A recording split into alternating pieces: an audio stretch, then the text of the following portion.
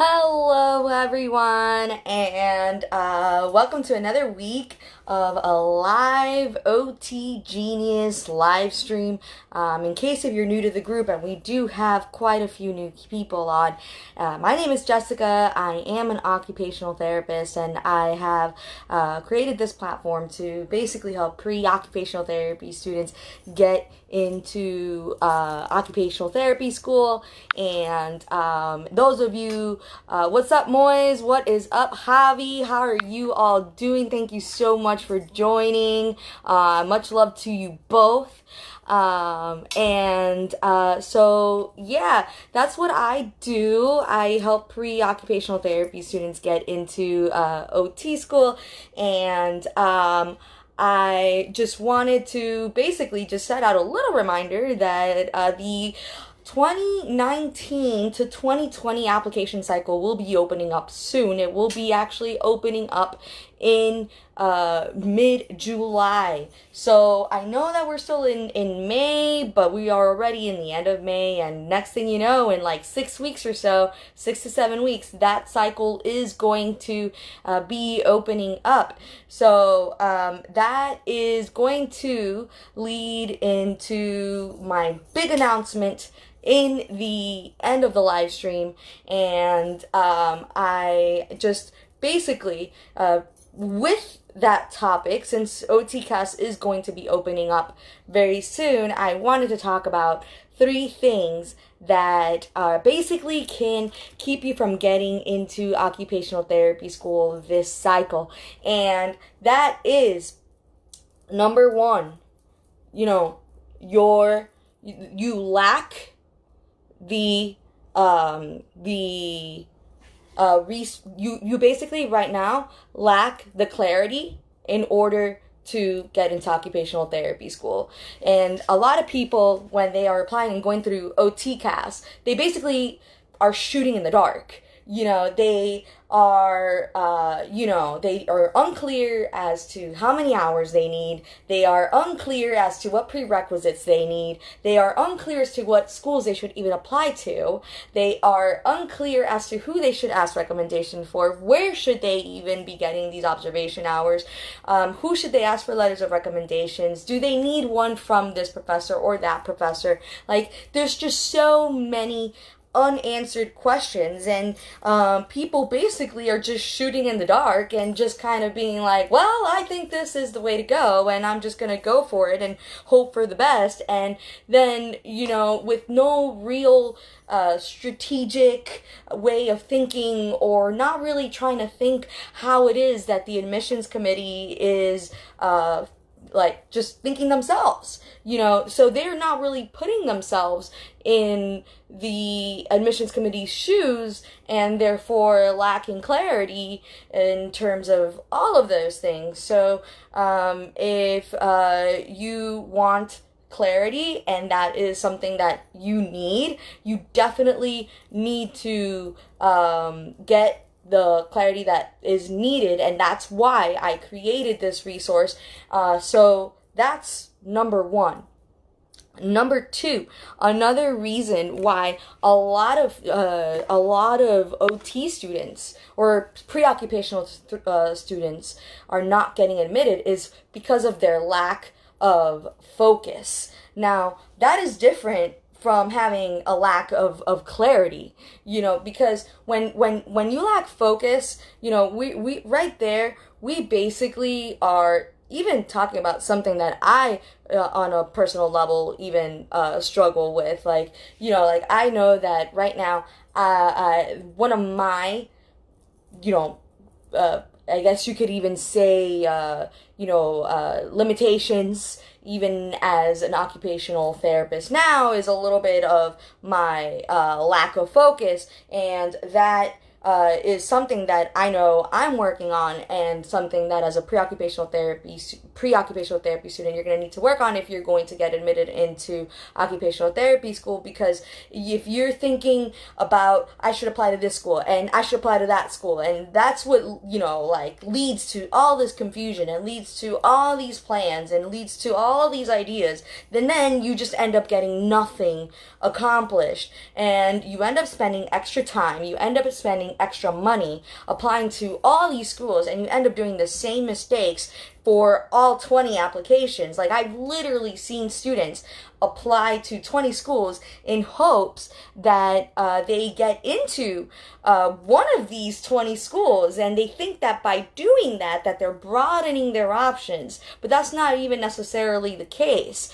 I have actually seen students get rejected by all 20, and the main reason why is because they lack the focus. They're not really sure as to why they want to go into that particular school. The school's not sure why they're even applying. So when you have this lack of focus and you don't know what direction you want to take and what school you want to go to, what area of occupational therapy interests you, and as a little side note, it's okay if you don't, but you should be learning about those two and honing in on that.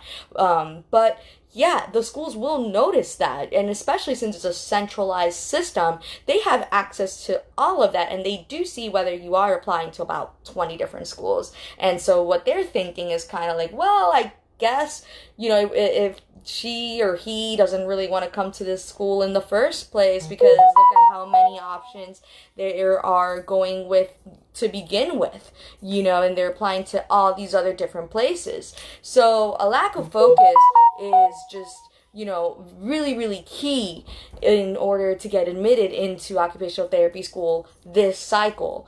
So, and I think that that's something that's really holding people back is, they're just not focused as to what it is that they even want out of the program. They don't know what it is that they even want out of even their own lives, so therefore they're not sure what program is right for them, because they're not focusing on the right things and they're not honing in on the right things that they should be honing in on. So that's the second thing that I wanted to bring up. And the last thing that I think is really, really, really hurting and making it difficult for people to get admitted into occupational therapy school in the cycle that they want is that they have poor communication skills. Now, you may think that because you have a strong personal statement, or because you had a strong interview, that is what's going to get you into occupational therapy school. And while there is truth to that, what makes the personal statement strong, what makes the interview strong, is your communication skills. So if you're not honing in on those abilities, and you are not basically focusing on how it is that you can persuade versus convince, because that's a very, very different even topic. If you can persuade the admissions committee into believing that you belong in their program, then you did your job as an applicant. And that is one of the things that many pre-OTs are failing at. And I want to be able to help you all do those things. So, with that said, I will recap really quickly what are the 3 things that I think really hinder pre-occupational therapy students from getting into the occupational therapy school in the cycle that they desire. And that is, number 1, they lack clarity. They are just shooting in the dark. They're unclear as to what they need in order to get in, and what is right for them and all that stuff. 2, they lack focus. They're trying to do too much at once. They're applying to 20 different schools. They're trying to, be in 20 different clubs in order to try to get the attention of all these programs, and working maybe, a job here, and they're not sure how it relates to OT. And so it's just, all over the place. And then the last thing that I think is really hindering also pre-occupational therapy students is their lack of ability to communicate well, and their poor communication skills. So those are the three things. Now, what can we do about this? And that is what leads me to a very, very, very exciting announcement. And I hope that you will put in the comment section down below if you are interested in this offer that I am about to present to you. Before I even get there, I want to share, a little bit about my own journey. Like, I know that as a pre-OT, I lacked all of those things, but those things did come together for me as time went on. When I first started pre-occupational therapy school, I was thinking about applying to various programs here in South Florida because I just wanted to get in, and that was the goal, and we have various programs here and a multitude of programs that we can apply to.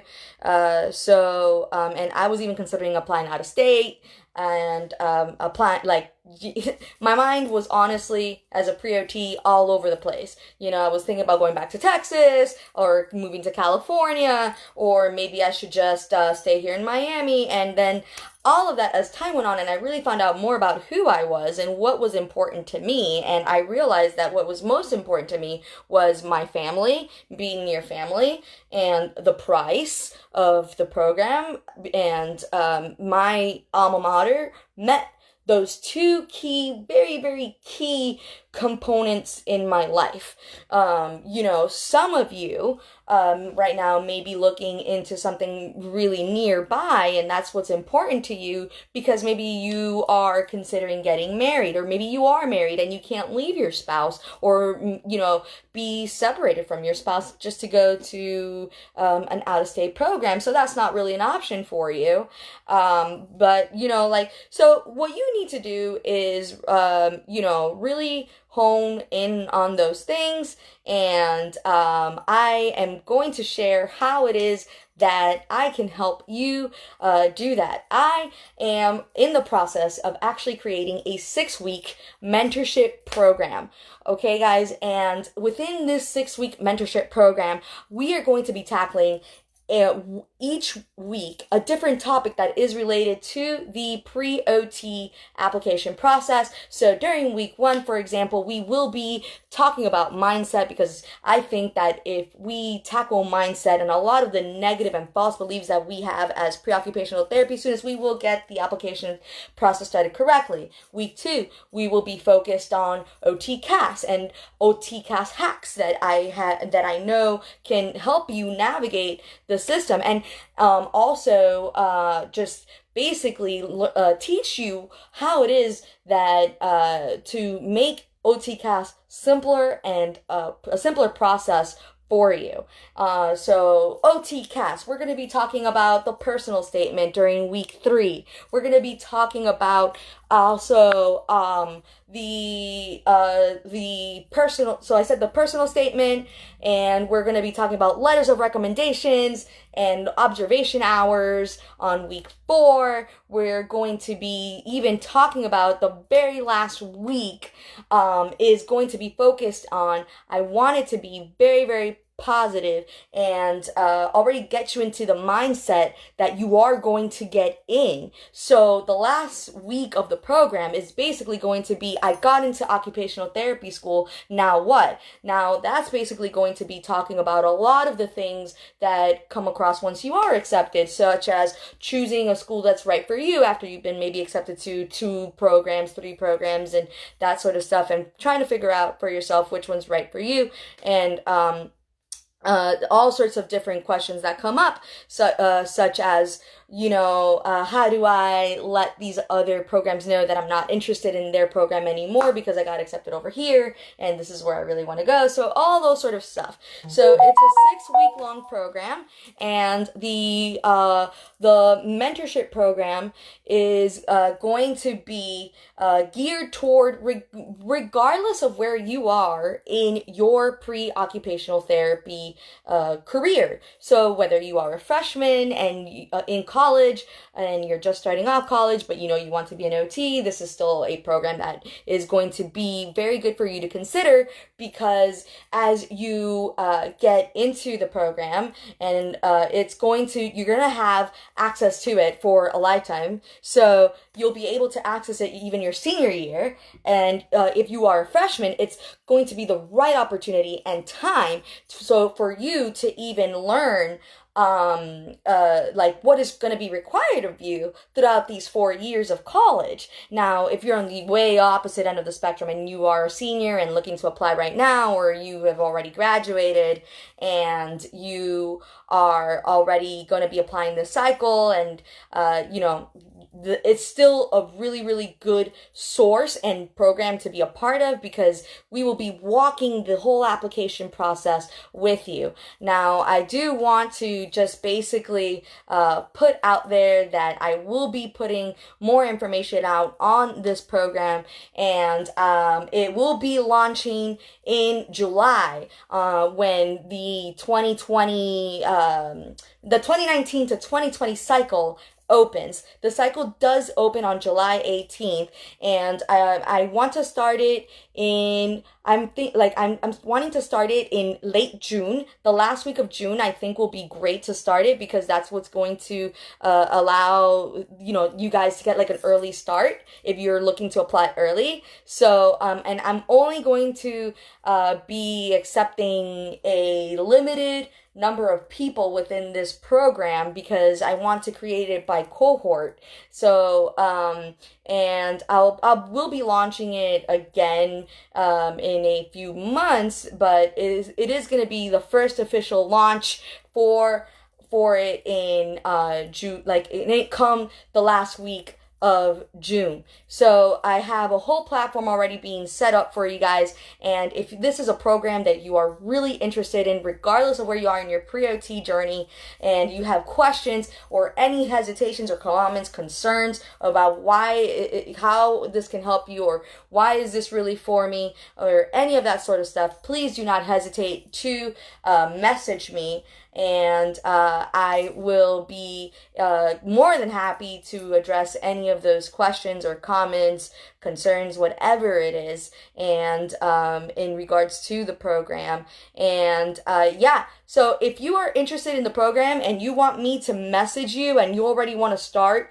to apply for this upcoming first cohort to start at the end of June, put in the comment section now, mentor me now, and I will go ahead and shoot you a DM or a messenger message, and I will make sure that you get the information that you need about it, and we will get you started, and I will provide you guys even more info as time goes on. But I really wanted you guys to make sure that you knew that this is really in the works, and that it is going to be launching in the last week of June, and I am very, very, very excited about this. And so, yes, and I hope that you guys are excited about this as well, and I will catch you guys next week, and I look forward to seeing you all in the future and working with you guys. I'm really, really excited to give you more info as time goes on, and I will talk to y'all later. Bye.